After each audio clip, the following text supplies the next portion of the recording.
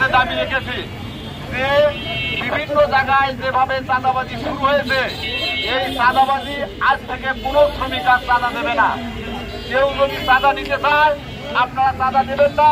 সেখানে যদি সংকট তৈরি হয় তার দায় দায়িত্ব প্রশাসন বহন করবে।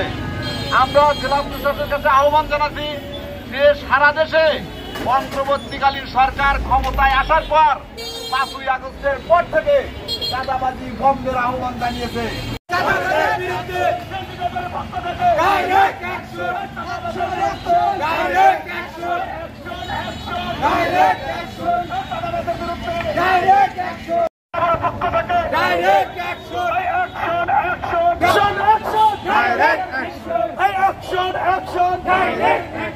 চাঁদাবাজের বিরুদ্ধে পক্ষ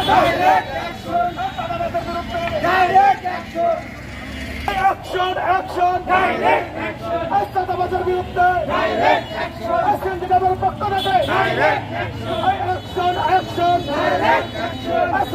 পক্ষ থেকে চাঁদাবাজের বিরুদ্ধে সবাই একসাথে চাঁদাবাজের বিরুদ্ধে পক্ষ থেকে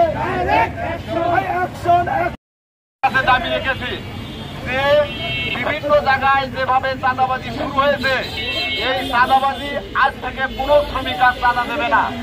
কেউ যদি চাঁদা নিতে চায় আপনারা চাঁদা দেবেন না। সেখানে যদি সংকট তৈরি হয় তার দায় দায়িত্ব প্রশাসন বহন করবে। আমরা জেলা প্রশাসনের কাছে আহ্বান জানাচ্ছি যে সারা দেশে অন্তর্বর্তীকালীন সরকার ক্ষমতায় আসার পর 5ই আগস্টের পর থেকে চাঁদাবাজি বন্ধের আহ্বান জানিয়েছে। সেই আহ্বান তারা যেন কার্যকর এবং তাদের জন্য বিচারের আওতায় নিয়ে আসেন। তাদের গ্রেপ্তার করে দৃষ্টান্ত বিচারের দাবি জানাচ্ছি।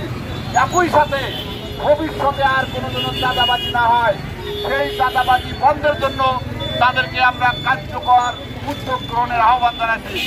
আর যদি চাঁদাবাজি বন্ধ না হয়, আবারও যদি চাঁদাবাজি হয়, তাহলে আপনাদের প্রতি আমাদের আহ্বান ঐক্যবদ্ধ হয়ে তা প্রতিরোধ করে দিতে হবে। আমরা কোনোভাবেই আর চাঁদা দেব না। এই প্রোগ্রামে এই কর্মসূচিতে আপনাদের অংশগ্রহণের আহ্বান জানাচ্ছি। কারণ শ্রমিকেরা যদি ঐক্যবদ্ধ হয়, সংগঠিত হয়, কোনো শক্তি নাই চাঁদা নেওয়ার। যেহেতু রাষ্ট্রীয়ভাবে চাঁদা তোলা নিষিদ্ধ, কিন্তু আমরা সংগঠিত নই বলে, আমরা ঐক্যবদ্ধ নই বলে তারা চাঁদা দিতে পারছে। সেই কারণে আমরা আপনাদের কাছে আহ্বান জানাচ্ছি, আপনারা ঐক্যবদ্ধ হবেন, সংগঠিত হবেন এবং সেই সংগঠিত হলে যে কোনো পরিস্থিতির সামনে আমরা আপনাদের সাথে থাকবো, পাশে থাকবো। এই আহ্বান জানিয়ে আমরা আজকের সমাবেশের কাজ এখানে শেষ করছি। ধন্যবাদ সবাইকে।